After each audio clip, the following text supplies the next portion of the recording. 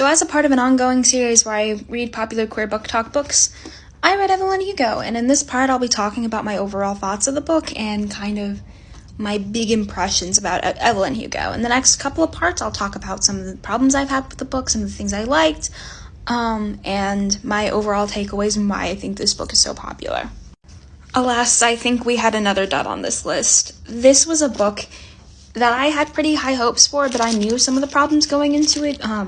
I didn't realize how bad they would be, though, until I actually opened the book. Particularly, I knew the Latina rep was not going to be that great, but I didn't realize how weird it would get in this book. And I'll elaborate that more when I talk about the problems I had with this book. This book handles domestic violence incredibly well, and I think the Dawn Adler sections and the Harry Cameron sections were some of my favorite parts of the book. But for some reason, this book really doesn't handle the subject of grooming very well. And I just don't think enough respect was given to that subject.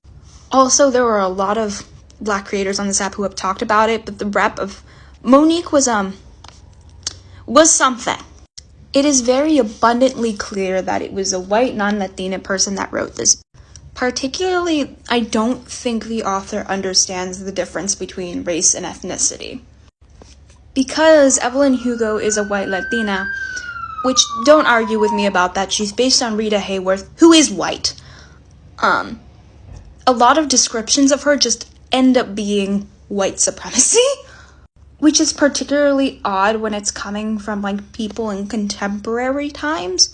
Particularly when it was coming from Monique, it was very weird. While I really did actually like the bisexual rep in this book, I don't necessarily think the biphobia Evelyn faced was really given the weight it was needed, particularly that she faced from Celia.